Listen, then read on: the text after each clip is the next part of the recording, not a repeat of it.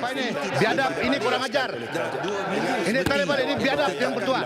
Memang kurang ajar, ini bawa mata layak dulu sini. Something, what you want?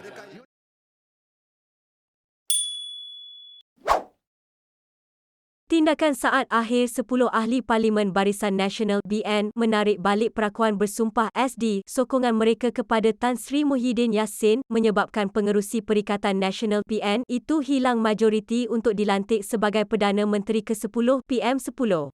Mereka berbuat demikian selepas diarah kepemimpinan parti susulan pertemuan di antara pengerusi BN Datuk Seri dari Ahmad Zahid Hamidi dengan pengerusi Pakatan Harapan PH Datuk Seri Anwar Ibrahim. Usaha membentuk Kerajaan Persekutuan pasca Pilihan Raya Umum ke-15 PRU15 bermula pada 20 November lalu apabila Speaker atau Yang di-Pertua Dewan Rakyat, Tan Sri Azhar Azizan Harun, menulis surat kepada Ketua Parti yang memenangi banyak kerusi susulan pengundian Pilihan Raya Umum ke-15 PRU15 pada 19 November. Menerusi surat itu, semua ketua parti dijemput mengemukakan cadangan kepada Istana Negara untuk membentuk kerajaan gabungan dan menamakan calon masing-masing sebagai PM10 dengan tempoh diberikan sehingga pukul 2 petang pada 21 November. Pada hari sama juga, Azhar Azizan kemudian menghantar sepucuk lagi surat kepada semua ketua parti itu meminta ahli parlimen masing-masing menandatangani perakuan bersumpah SD menyatakan sokongan kepada calon PM10 yang dinamakan mereka. Susulan surat Speaker itu, PN yang mempunyai 73 ahli Dewan Rakyat mengemukakan surat sokongan daripada Ketua Parti GPS 23, GRS 6 dan KDM 1 berserta 10 wakil BN dan 2 bebas kepada Istana Negara. Langkah itu bagi membuktikan Muhyiddin mempunyai sokongan majoriti ahli Dewan Rakyat untuk dilantik sebagai PM10 mengikut Perkara 43 Perlembagaan Persekutuan. Malah PN turut menambah satu lagi SD sebelum menjadikan kepada 115 sokongan SD sebelum dipanggil menghadap di Istana Negara. Bagaimanapun, susulan pertemuan di antara kepemimpinan BN dan PH pada pagi 21 November seramai 10 ahli Parlimen BN yang dikenal pasti memberi sokongan mereka kepada Muhyiddin diarah membatalkan SD sokongan itu. Dewan Tertinggi BN dalam mesyuaratnya pada malam 21 November kemudian memutuskan supaya semua wakil rakyat gabungan itu tidak memberi sokongan kepada mana-mana parti yang membentuk kerajaan, sebaliknya akan menjadi pembangkang.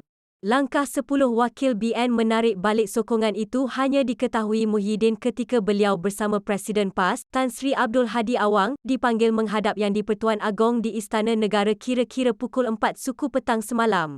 Tanpa SD mencukupi menyebabkan Muhyiddin terlepas peluang dilantik sebagai PM10. Pada masa sama, Anwar mengemukakan 86 SD dipercayai merangkumi 82 daripada wakil PH Warisan 3 dan PBM 1 serta surat sokongan daripada Ahmad Zahid selaku pengerusi BN yang mempunyai 30 ahli Dewan Rakyat. Bagaimanapun, tanpa 30 SD ditandatangani semua ahli Dewan Rakyat BN itu seperti diarahkan dalam surat dihantar Speaker Dewan Rakyat kepada Ketua Parti menyebabkan Anwar juga tidak berpeluang memanfaatkan sokongan disuarakan Ahmad Zahid untuk dilantik sebagai PM10.